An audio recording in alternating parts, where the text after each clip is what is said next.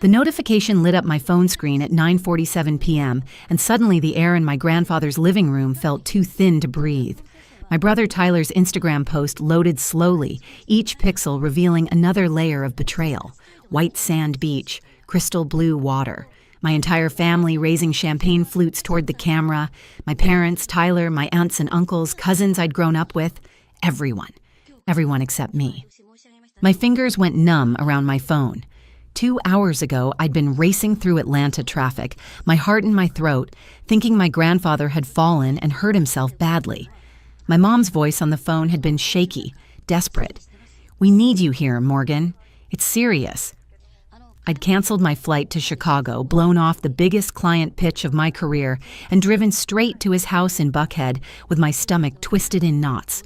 But my grandfather was fine, sitting in his leather armchair with the newspaper and his coffee, confused about why I'd shown up unannounced. "She asked me to lie," he'd told me, his voice heavy with something that sounded like shame. "Said it would keep things peaceful if you stayed behind. I told her no, I wouldn't do that to you." Now I stared at Tyler's caption. "Nothing beats family time in paradise." The timestamp showed it was posted 3 hours ago. While I was driving to save my grandfather from an injury that never happened, they were already on the beach.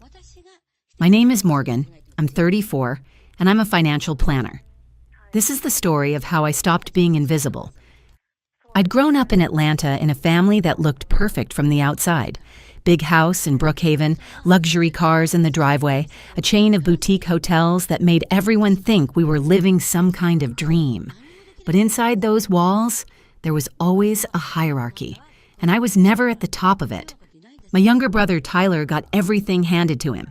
Private schools I never got to attend, a Range Rover for his 18th birthday while I drove a 10-year-old Honda, a penthouse apartment downtown that he barely used because he was too busy traveling on my parents' dime. Meanwhile, I worked 2 jobs through Georgia State, graduated with honors in finance, and built my career from scratch. Every late night, every closed deal, every accomplishment. I thought if I just proved myself enough, they'd finally see me as worthy. The only person who ever really did see me was my grandfather. He'd built our family's wealth as an investment banker, made smart real estate moves long before I was born, and set up a trust fund worth $5 million to be split equally between Tyler and me when we came of age. He was the one who showed up to my college graduation when my parents were too busy. He was the one who called to congratulate me on every promotion. He was fair, kind, and the only one who didn't play favorites. But sitting on his couch now, watching that Instagram post, I realized my parents had been playing a different game entirely. "Hadley," my grandfather said quietly, using the name only he still called me. He was the only one who remembered I'd gone by my middle name as a kid, before I started using Morgan professionally. "There's something you need to know." My heart was still pounding from the Instagram post, but something in his voice made everything else go quiet. He stood up slowly and walked to his desk, pulling out a thick manila folder that looked like it had been handled many times. When he handed it to me, his hands were shaking. "I've been tracking this for months," he said. "I kept hoping I was wrong." I opened the folder, and the first page made my vision tunnel. Bank statements, trust fund reports, legal documents. Page after page of transactions that didn't make sense until suddenly they did, and then everything made too much sense. My parents had been stealing from me for years. The trust fund was supposed to be split equally, $2.5 million each, but the statements showed massive withdrawals over the past decade, all funneled to Tyler. $150,000 for his private high school tuition, $85,000 for his first car, $100,000 for that penthouse deposit, another $200,000 for his startup idea that never went anywhere. The numbers kept going, transaction after transaction, draining my future to fund his life. "They took almost all of it," my grandfather said, his voice tight with anger. "Your share is down to about $300,000. His is still fully funded plus everything they transferred from yours." I couldn't breathe. All those years I'd been working late nights, saving every penny, eating ramen in my tiny apartment while building my career. Tyler had been living off my money that was supposed to give me security, options, freedom. They'd handed him my entire future like it was nothing. "There's more," my grandfather said, and I didn't think I could take more, but he kept going. "They're planning to give the hotel chain to Tyler. Your dad's finalizing the paperwork right now. That's why they're in the Bahamas, meeting with lawyers down there to make it official." The Harris Hotels, our family's business, the empire my grandfather had built. I dreamed about working there, maybe running it someday, contributing to the legacy. They're cutting me out completely? "I gave your dad control years ago," my grandfather said, and I'd never heard him sound so defeated. "I thought he'd be fair to both of you. I was wrong." The room felt like it was spinning. Every sacrifice I'd made, every time I'd swallowed my hurt and tried harder to earn their approval. They'd been planning to erase me all along, not just from the business, but from the family fortune entirely. They were going to give everything to Tyler and leave me with scraps. My phone buzzed again, another Instagram notification. My mom had commented on Tyler's post with a string of heart emojis and "my beautiful family." I stared at those words until they blurred. My grandfather's hand found mine. "You don't have to let this happen, Morgan. You're stronger than they think." Something shifted in my chest, not just anger. That was there, burning hot and sharp, but something colder, clearer. For years, I'd been trying to earn a place in a family that had already decided I didn't deserve one. But they'd made a mistake. They'd underestimated me. I pulled out my phone and started making calls.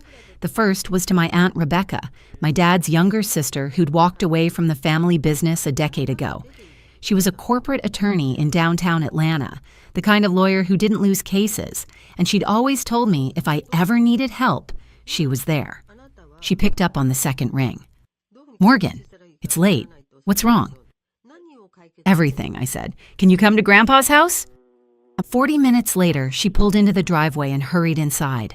She sat down at the dining room table, reading through the folder with the kind of focused intensity that made me understand why she was so good at her job. She flipped pages, made notes, her jaw getting tighter with every document. "This is fraud," she finally said, looking up at me. "Clear, prosecutable fraud. They've been embezzling from your trust fund for years. And if they're moving money to offshore accounts and meeting with lawyers in the Bahamas, they're not just stealing. They're preparing to disappear with what's left." My stomach dropped. "Disappear?" "It's a pattern," Rebecca said, tapping the statements. "See these transfers? They're moving money out of the business accounts too, not just your trust. Small amounts over time, but it adds up. I'd bet anything they're setting up somewhere in the Caribbean, planning to retire with clean hands and leave the hotels to Tyler to run into the ground while they live off what they've hidden." My grandfather sat down heavily. "I built that business from nothing." "I know," Rebecca said, her voice gentler. "And we're going to stop them. But Morgan, we need to act fast. Once that hotel transfer is finalized, it gets a lot harder to unwind." I thought about my parents on that beach, laughing and drinking champagne, thinking they'd gotten away with it, thinking I was too stupid or too weak to ever find out, thinking I'd just accept whatever scraps they decided to throw my way. "What do we do?" I asked. Rebecca's smile was sharp. "We hit them where it hurts, their reputation." My parents had spent decades building their image. Successful hotel magnates, pillars of Atlanta's business community, generous philanthropists, perfect family. It was all carefully constructed, all meticulously maintained. They lived for that image. If we tore it down, they'd have nowhere to hide. I opened Instagram again, my hands steadier now. Tyler's post was still there, his smug smile beaming out from paradise. I clicked to create my own post, my fingers moving before I could second-guess myself. "Funny story," I typed. "My parents told me my grandfather had a serious fall tonight, so I'd cancel my work trip. Turns out he's perfectly fine. They just didn't want me on the family vacation.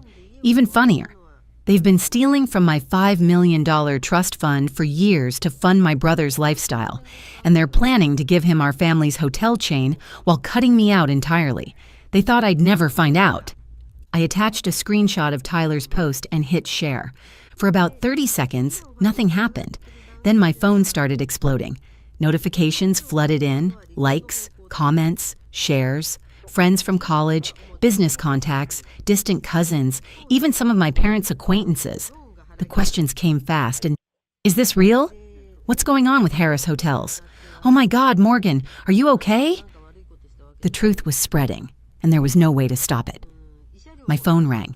Tyler's name flashed on the screen.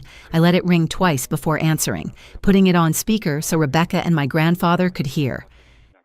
"What the hell are you doing?" Tyler hissed, his voice low like he was hiding in a bathroom. "Take that post down. You're making Mom and Dad look terrible." Terrible? I kept my voice calm.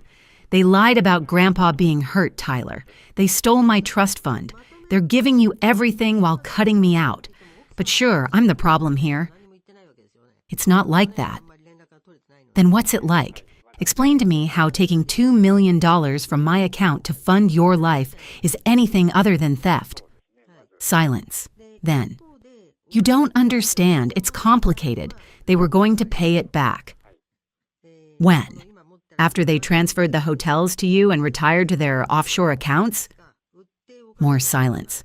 I could hear voices in the background, my parents probably, demanding to know what was happening. "You need to delete that post," Tyler said, his voice harder now. "You're embarrassing the family." "I'm not the one who should be embarrassed," I said, and ended the call. Next was my mom. Her voice was ice cold when she answered. "Morgan, delete that post right now. You're humiliating us." "You humiliated yourself," I said. "You faked a medical emergency, stole my inheritance, and planned to cut me out of everything Grandpa built.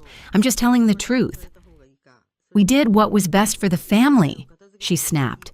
"Tyler was ready for that responsibility. You were always so focused on your little career." "My little career that I built because you gave Tyler all my money?" "Don't be dramatic. We were managing the trust appropriately." "You were stealing. There's documentation, bank records, and my attorney aunt is sitting right here looking at all of it." I heard her sharp intake of breath. "Rebecca?" "Hi, Sarah," Rebecca said, her voice pleasant. "We should talk about the fraud charges and the embezzlement from the business accounts and the offshore transfers. Want to do this now or wait for the federal investigators?" The line went dead. I stayed at my grandfather's house that night, too wired to sleep, watching my phone light up with messages and notifications. Rebecca worked through the early morning hours, building the case, pulling together documentation. By the time the sun came up, the fallout was everywhere. My Instagram post had been shared hundreds of times. Local business reporters were calling, asking about Harris Hotels' finances. Employees started coming forward with their own stories: unpaid wages, corner cutting, shady accounting practices. My grandfather made calls to his old colleagues, and investors started quietly backing away from any Harris Hotels projects. Rebecca filed an emergency injunction to freeze the hotel transfer, citing fraud and misrepresentation. Over the next few days, she worked with forensic accountants who traced the full scope of my parents' theft. The offshore accounts, the hidden transfers, all of it. She also sent documentation to the FBI's Financial Crimes Division and the IRS. If my parents thought they could just wait this out, they were wrong. The legal paperwork showed the hotel transfer wasn't quite final. They'd needed one more signature, one more meeting. We'd caught it just in time. But the trust fund theft was clear, documented, undeniable, and my grandfather had one more card to play. He called me into his study 3 days after that first night and handed me a document I'd never seen before. "This is the original contract I signed with your father when I transferred control of Harris Hotels," he said. "Read Clause 17. I scanned down to the section he indicated, and my heart started racing. The clause stated that if any dishonesty, misconduct, or breach of fiduciary duty was proven, control of the company could be immediately revoked and returned to the original owner. My grandfather. "This is it," I whispered. "This is how we stop them." "This is how we take it all back," my grandfather corrected. "I'm too old to run hotels, Morgan, but you're not." The next morning, I walked into Harris Hotel's downtown headquarters for the first time in my life. My parents had returned from the Bahamas overnight, their vacation cut short by the scandal. I knew they'd be here, trying to control the damage, probably destroying evidence. I pushed open the door to my dad's corner office without knocking. He and my mom were there, frantically feeding papers into a shredder. They froze when they saw me, my dad's face going red. "You don't belong here," he said, his voice sharp. I held up the contract, the one with Clause 17 highlighted. "Actually, according to this, you're the one who doesn't belong here anymore." My dad's eyes narrowed, but I saw fear flicker across his face. He snatched the document from my hand, scanning it quickly, his expression darkening with every line. "This is ancient history," he said, but his voice shook. "That clause is meaningless." "Is it?" I pulled out my phone and showed him a screenshot of his offshore account transfers that Rebecca's forensic team had uncovered. Because fraud seems like a pretty clear breach of fiduciary duty to me. My mom grabbed the edge of the desk. "Morgan, sweetheart, let's talk about this. There's been a misunderstanding." "Where was the talking when you were taking my trust fund? When you lied about Grandpa being hurt? When you planned to give Tyler everything?" The office door opened. Tyler rushed in, his face flushed. "This is insane. You're destroying everything because you're jealous." "Jealous?" I turned to face him. "You lived off my money for a decade, Tyler. You drove cars I paid for, lived in an apartment I funded, started businesses with my inheritance, and you never even questioned where it came from." I didn't know. "You didn't want to know. There's a difference." The door opened again, and this time it was Rebecca, my grandfather, and two people in dark suits, FBI agents. "Mr. and Mrs. Harris," the female agent said, her voice professional and flat, "we have a warrant for your arrest on charges of fraud, embezzlement, and wire fraud related to the misappropriation of trust fund assets." My mom's face went white. "This is ridiculous. We're pillars of this community." "You're criminals," the agent said simply. "You have the right to remain silent." I watched as they handcuffed my parents, as my dad's face turned from red to purple, as my mom started crying. Real tears this time, not the fake ones she'd used to manipulate me for years. Tyler stood frozen, watching his perfect life collapse. As they were led out, my dad looked back at me. "You're making a mistake," he said. "Family is supposed to stick together." "You should have remembered that," I said, "before you stole from yours." The aftermath took months to settle.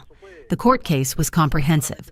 Rebecca presented every piece of evidence we had, every stolen dollar, every forged signature, every lie.